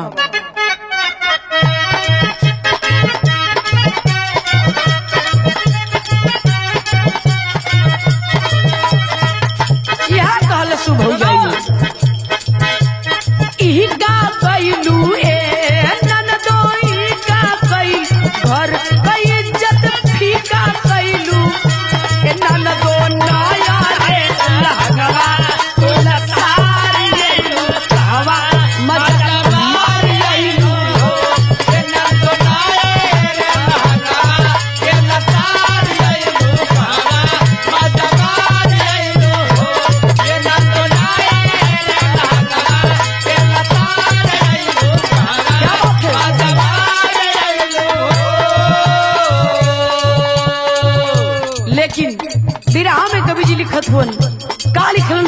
ध्यान दिहन। बाऊ माई कहत हो ना अशोक का ई का कैला ये बेटा, ई का कैला बाप का इज्जत, ई का कैला ए बेटा बहना ली इज्जतिया मोर नीलाम कैला काहे ऐसन काम कैला ये बेटा बाला ये जतिया मोर नीलाम कैला काहे ऐसा काम कैला हो। ये बेटा बाला ये जतिया मोर नीलाम कैला काहे ऐसा काम कैला। अशोक बाऊ माई कहले इतना बढ़िया तो रिश्ता खोजले गईला, इतना बढ़िया तो रिश्ता खोजले गईला, और तू बेटा हमारी इज्जत मत बोरा, हमार पगड़ी मत बोरा बेटा। बड़ा तो से मुफीद रख ले हिला, बड़ा तो के लेके सपना सजा के रख ले हिला। ऐसा मत करो बेटा, ऐसा मत करो। बोल पड़े अशोक के पिताजी का कहलन अंतरा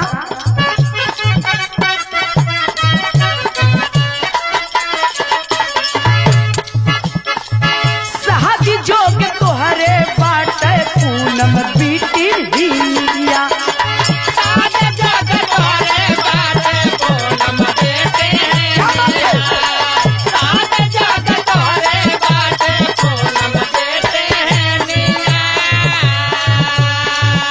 ऊह बानी हमरे घरे का ओ बाहू रनिया।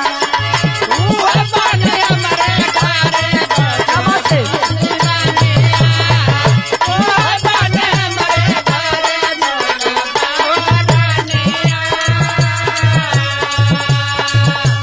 ई का कैला ये बेटा, ई का कैला घरे का इज्जत, ई का कैला ये बेटा बड़ा बनाई के खातिर इंतजाम कैला काहे ऐसन काम कैला। बड़ा बने के खातिर ऐसा काम कैला काहे ऐसा काम कैला हो।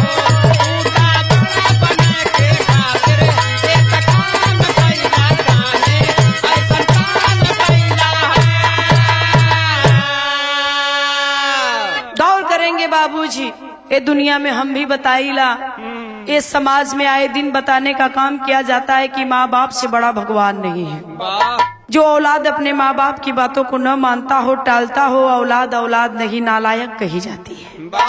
लेकिन अगर बाप मतारी गलत करें, अब बेटवा बिटिया के खिलाफ काम करें, तो वो माँ बाप के का कहल जाये, सवाल आप लोगों से। इधर बोल पड़े अशोक कि जिस लड़की से मैं तेरा रिश्ता तय करके आया हूँ बेटा, पूनम नाम की वो लड़की अति सुंदर है और बड़े घर वाली है।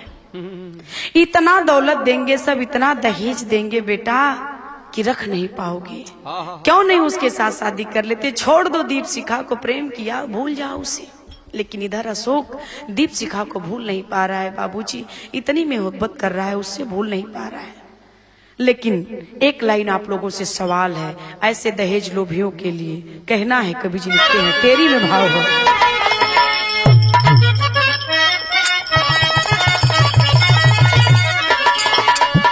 बतावा बतावा कहवा जाई दुनिया, सब ही दहेज लेके ऐसा नाम कमाई।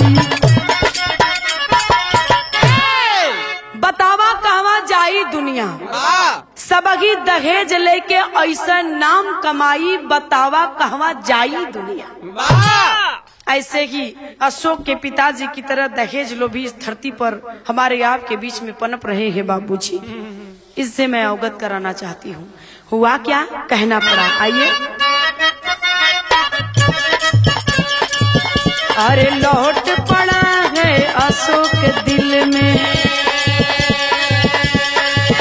बाबू का सकलिए तब बोला है, दहेज लोभी माता पिता है, धूमिल हो गया चोला है, फिर भी तुमसे करूंगा शादी, यही नियम का खेला पाँव पकड़ कर सीखा है रोटी, पाँव पकड़ कर सीखा है रोटी, छोड़ो बहुत झमेला है।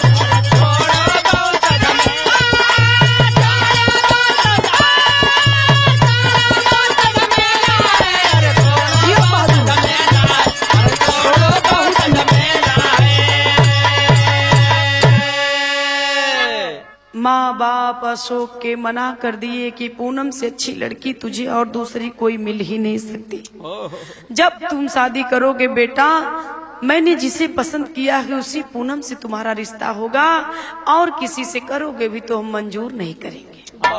तकलीफ भइल अशोक के, इतना तकलीफ भइल कि माई बाप का जवाब तक ना देवल मुनासिब समझना लौट पड़ा है। और लौट करके जब आया है पुनः शिखा के पास, और जब शिखा को बताया कि ऐ शिखा, यही चाहती हो ना कि मेरे परिवार के लोग राजी खुशी तुझे अपना ले, तू शादी तभी मुझसे करेगी ना, लेकिन सच स्वीकार कर पाओगी, सच कुछ और है। बोल पड़ी शिखा, सच्चा प्रेम करती हूँ, जो कहोगे मैं सुनने को सहर्ष स्वीकार कर लूंगी, सुनने को तैयार हूँ। बोलो अशोक, क्या कहना चाहते हो? आखिर तुम्हारे माँ बाप ने क्या इस रिश्ते से मना कर दिया?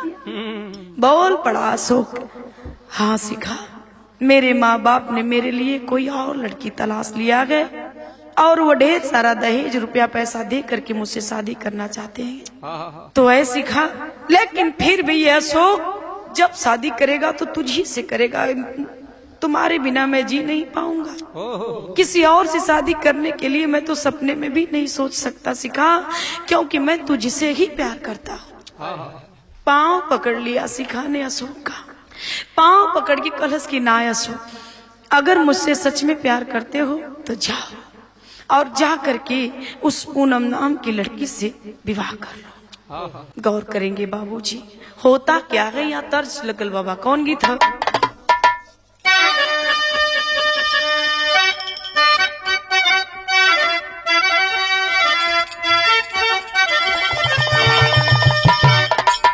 कवि जी लिखत हुवन, गीत बड़ी पुरान है। ला बाबा तो अरे रोई मरब ये राजा, अरे रोई मरब ये राजा, जई बाजो पूर्व के देशवा, जई बाजो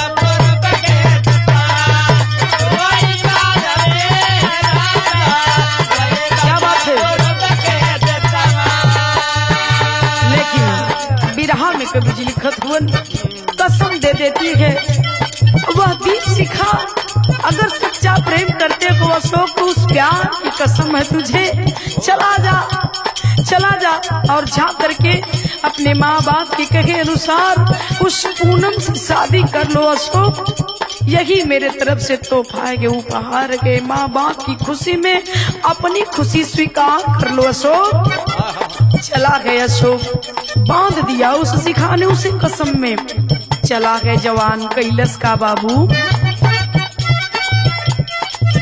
मान के अशोक माई बाबूजी के पातिया के, मान के अशोक माई बाबूजी के पातिया के,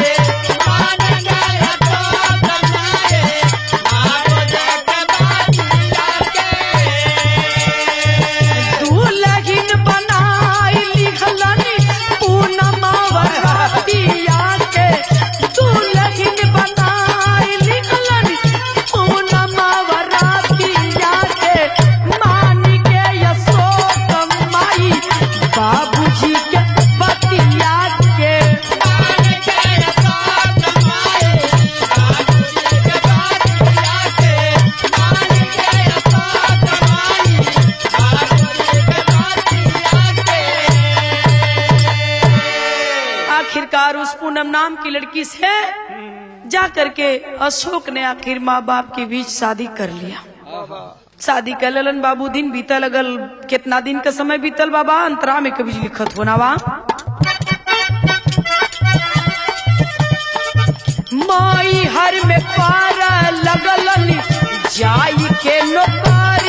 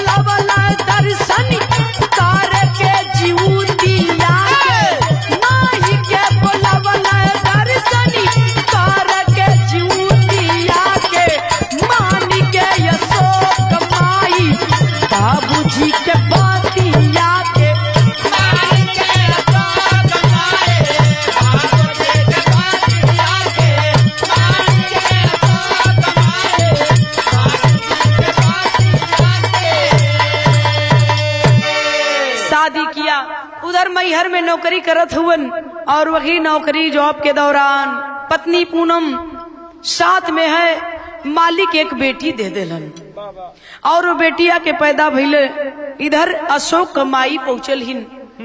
जब अशोक कमाई बेटवा पतोही के लगे गईलिन, बड़ी खुशी है वो पोती के देख के अशोक कमाई बड़ी खुशी। धीरे धीरे धीरे धीरे एक दिन जो हमन के हिंदू धर्म में बेटवा खातिन माता बहिन एक व्रत उपवास रखेली बाबू, जोने का नाम है जीवतिया व्रत।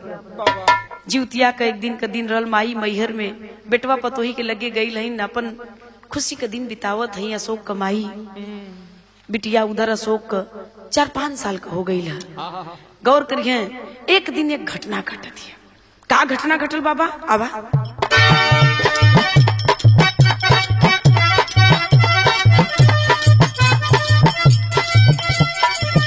कुछ दिन बीतल एक घटली घटाना हो, घटाना हो,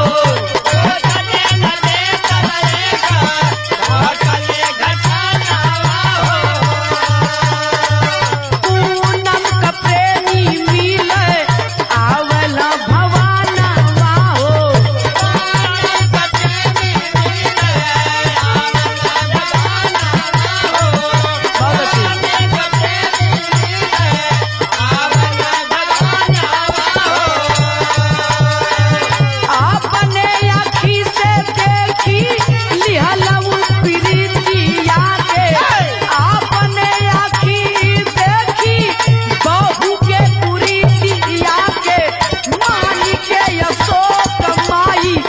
बाबूजी के पतिया के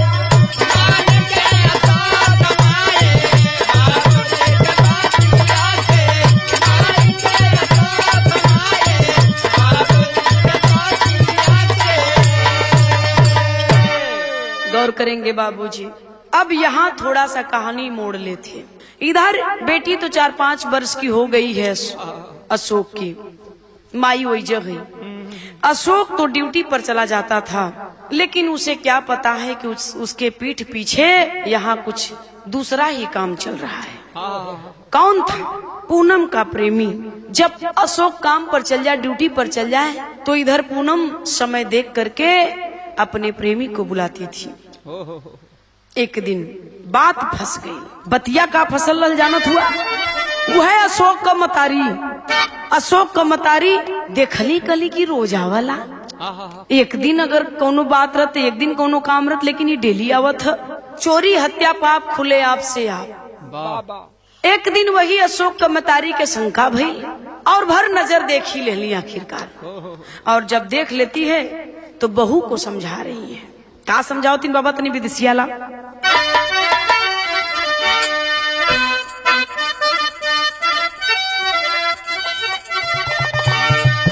कहली माई काई कैलू करमावा हो, जानी से भी प्यारा तो है समझ लालनावा।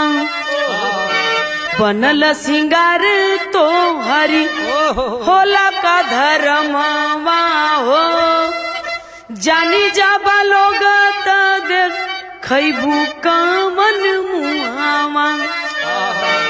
ड्यूटी से आई लाली कही देव ओसे हाल, काल मेड़ रायलिया जी माई के सामनावा।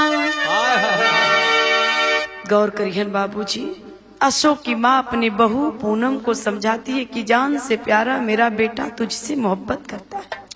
जान छिड़कला मार बेटवा तोहरी पर, और तू हमारी बेटवा के पीठ पीछे इतना घिनौना अपराध करत है। कह आई अशोक तो हम कह देव न तो सुधर जू। कहती है कि माँ फिर मैं कल से ऐसा नहीं करूंगी, मुझसे गलती हो गई माँ, अब आप मेरे पति से नहीं कहेंगी माँ, मत कहिएगा, आज कल से मैं ऐसा कुछ भी नहीं करूंगी। लेकिन फिर वह नीच भूल जाती है सुबह होते ही, और फिर वही काम दोहराती है। तब अशोक कमाई अब लाचार हो गई अशोक की माँ बोल पड़ती है कि नहीं मानोगी तो मैं अपने बेटे से कह दूंगी। बोली कि नहीं माँ, कल से ऐसा नहीं करूंगी, आप उनसे नहीं कहेंगी, वादा करिए। वादा कर लेती है नहीं करूंगी, लेकिन फिर प्रकाश दूसरे दिन आता है और पूनम उसके साथ अपना वही संबंध बनाती है। पूनम बता दे प्रकाश से कि देख ले है और ये कुछ न कुछ करी जरूर। तो देखा एक लाइन और बाबा का कैलस, बुढ़िया का बात सुनी अरे पूनम प्रकाश गुनी, अरे खूनी खेल खेल का बनवला योजना। दोनों मिलकर के योजना बना लेते हैं कि जब ये जान गई है अब एक जेले का कोनो अधिकार ना। वाह, यह दुनिया है। अपने तो पाप करबे करी, आपके भी पाप में डाले का पूरा पूरा प्रयास करे ले। देखें बाबूजी भैल का यहाँ कवि जी लिखा तो बिरहा के आखिरी तर्ज बाबा का,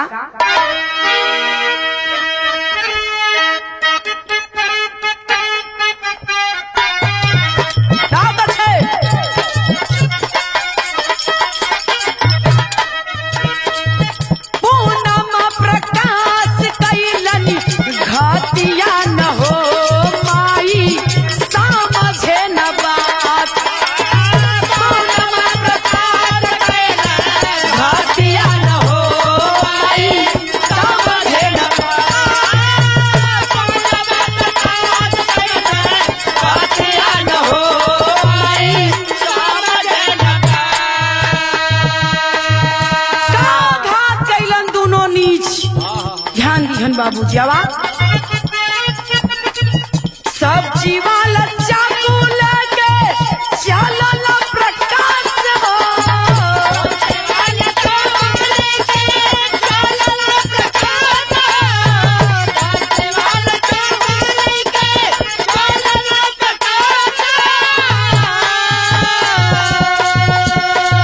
सास के चकड़ली पूनम ढाई गया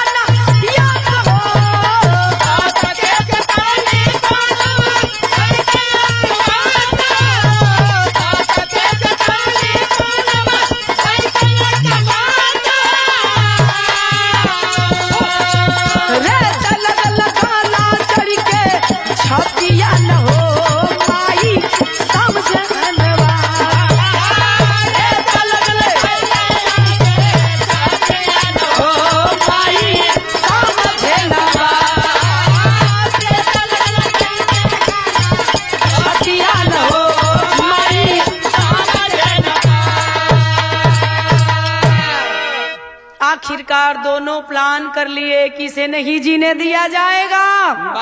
दोनों मौका की तलाश में थे, नहीं है अशोक घर में, और उस बुढ़िया मतारी के अशोक के माई के दरवाजा बंद कैलन और बंद करके सब्जी वाला चाकू लेकर के चलल हुआ दोनों, और चल करके वो बुढ़िया माई के पटक के गिरौलन आ गिराए कोई छाती पर चढ़ल बे पूनम।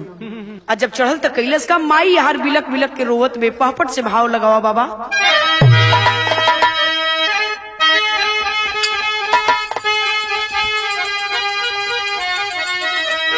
बिलक के माई बोल पड़ी देखी छनवा जन्म मत मारा के टुअरा करवाई दर्शनवा जनवा मत मारा।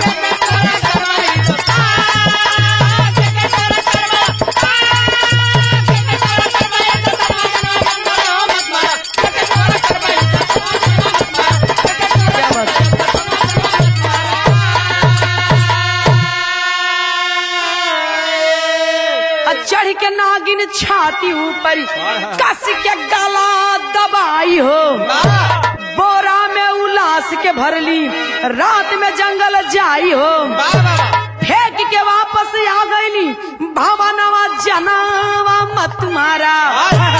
होत बिहान तब आ गईल सजनवा जनेवा मत मारा।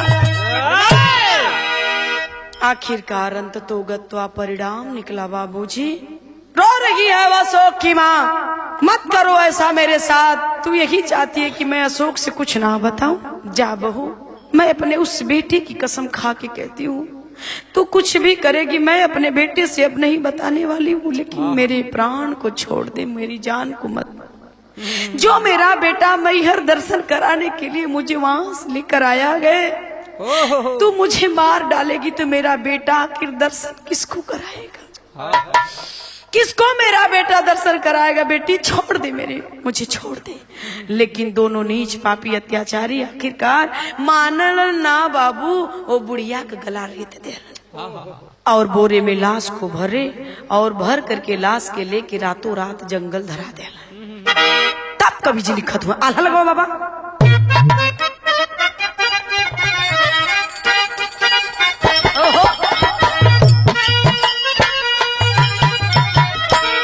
बड़ी ऊंची लाइन कवि जी लिखलन, कहा लिखलन आवा, धन्य भगवान धन्य तोहरा विधनवा दाता, लोगवा कहेला घट घट में हो बटवा,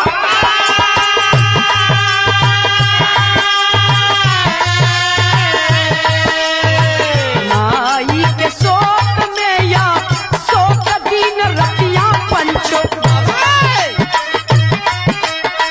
लगातार नया ना से बरसेला,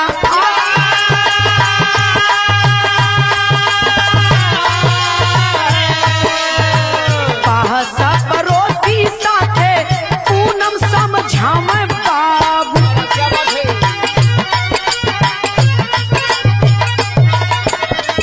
ओई हजारू कहिया हो खाना उदा,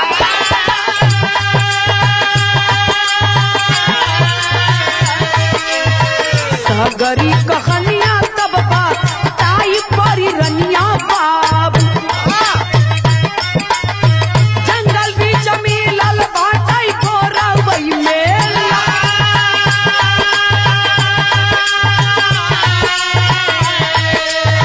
महिला दरोगा लेके थानवा में अइली बाबू,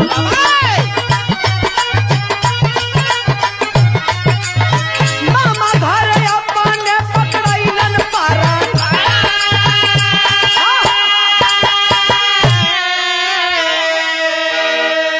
धन्य हो भगवान, सुना है तेरे घर देर है पर अंधेर नहीं है।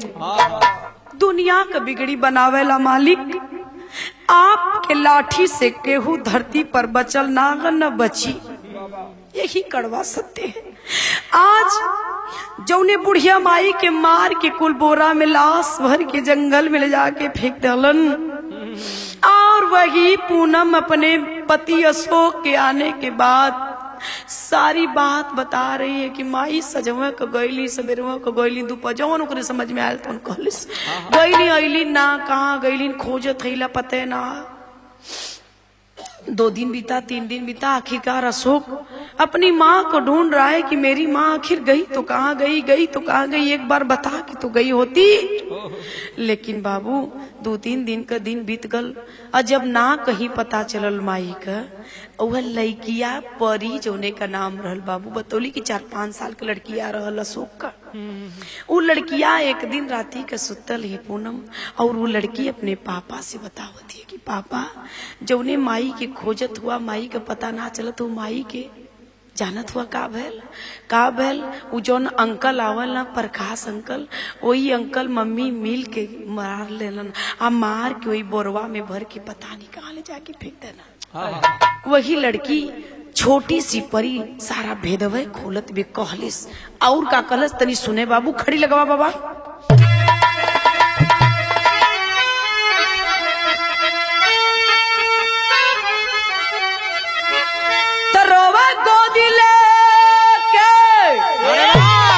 रोवा गोदी लेके बिटिया बोधम परी, ज्यादा लालच में ये दुनिया गाइल बाउजन,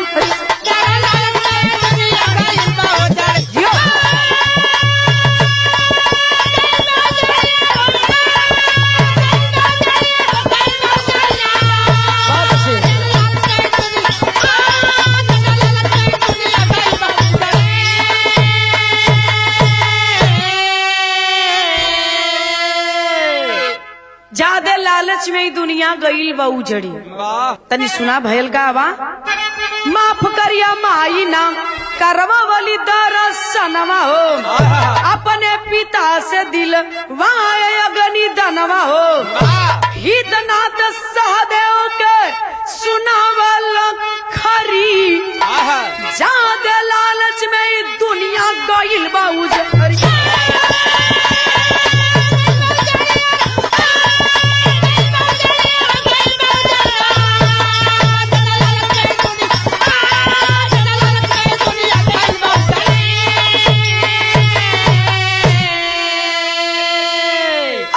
बाबूजी, वह छोटी सी बेटी जिसका नाम था परी सारे भेद को खोलती है। खलस की पापा माई का तो गई ना, माई के तो मम्मी मार के बोरवा भर के फेंक देलस हो पापा। तुरंत अशोक किसी से कुछ नहीं कहा और थाने पर गया है, FIR करवाया गया, रपट लिखवाया और थाने से प्रशासन के लोग जब घर पर आए गए और पूनम से पूछताछ करे लगलन और जब पूनम से पूछताछ भइल पुलिस का डंडा पड़ल तो सारी बतिये बयां कर दिले। अब महिला दरोगा पूनम को गिरफ्तार करती है और लेकर जा रही है और लेके जाती तिठे बात कहली का कहली महिला दरोगा सुने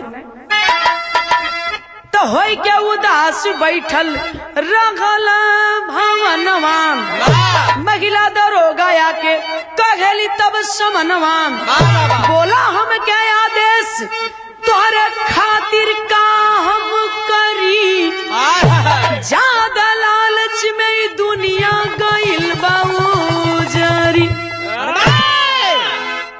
ज्यादा लालच में दुनिया गईल बा उजड़ी। वह महिला दरोगा कहती है जहाँ अशोक के पिता खड़े गए, अशोक खड़ा गए और वह महिला दरोगा पूनम को पकड़ करके लेके जा रही है थाने की ओर से, जेल होने वाली है, गुनाह उसने कबूल कर लिया है, हाँ मैंने गलती किया है। अब वही पूनम को लेकर जब महिला दरोगा जा रही है, आदेश करिए मुझे क्या करना है। कौन था वह? अब यही रोवा खड़ा हो जी बाबू आपका, कहे के पड़ल वह महिला दरोगा बोल पड़ती है। क्या बोली आवा?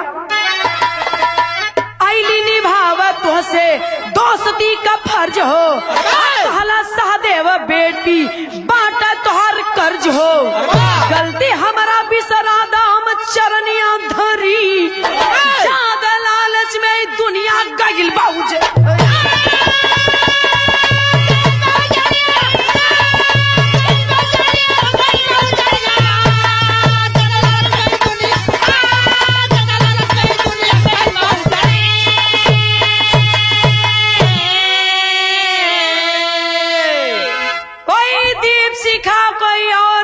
महिला दरोगा बन करके पूनम को गिरफ्तार करने जो आई थी उस दरवाजे पर अशोक के, वह कोई और नहीं वही दीप शिखा थी जिससे अशोक बेइंतहा मोहब्बत करता था और दोनों शादी करना चाहते थे। लेकिन बारे लालच, अशोक के पिता को लालच जागा और उन्होंने अपनी बेटे की शादी दीप शिखा से करके नहीं पूनम से विवाह कर दिया था। और वही पूनम को जेल लेकर जाती है, वही दीप शिखा बोल पड़ी बाबूजी मेरे लिए क्या आदेश है, मैं वही लड़की हूँ जिसे आपने ठुकरा दिया था, जिसे आपने शादी करने से ठुकरा दिया था, यही मेरा प्यार, यही अशोक है, इससे मैं प्रेम करती थी। लेकिन आपकी रजामंदी नहीं मिली और हम दोनों एक नहीं हो पाए। अब बताइए मैं जा रही हूँ, पैरवा पकड़ लेके जाए लगली दीप शिखा, तब वही अशोक के पिता पैर पकड़ लेते हैं उस लड़की दीप शिखा का। मैंने गलती किया बेटी, अब उस गलती को मैं दोहराना नहीं चाहता, मुझे माफ करना चाहती हूँ, अगर सच में मुझे बाप मानती हो तो माफ कर दे। और माफी मैं तब मानूंगा कि मिल गई जब मेरे बेटे अशोक से तू विवाह कर लेगी। आय हाय हाय बाबू, जब इतनी बात अशोक का बाप कहलन, दीप शिखा और अशोक दोनों आकर के तब फिर एक हुए और पूनम को जेल हुई। और यही कहानी खत्म होती। हर बार बाप मतारी ही सही ना रहना, कभी बेटा भी सही होता है। इस गीत को गाने का मेरा यही तात्पर्य है बाबूजी, हर बार हम ही सही नहीं होते, कभी बेटा भी मेरा सही होता है। तो कहानी यही खत्म होती है। खानदान का परिचय है, लालच बुरी बला होती है। बुरे कर्म का बुरा नतीजा ना मानो तो कर देखो, जिसने जिसने किया है यारो जाके उसका घर देखो। नहीं करना चाहिए। कहानी हमारी खत्म हुई, खानदान का परिचय। गुरु बिहारी गुरु रमन फिर फूला फूल गुलशन में, श्यामा सीताराम भरत जी विश्वनाथ के मन में। बतावा कहवा जाई दुनिया, नीतू सिया राम कबल मिटी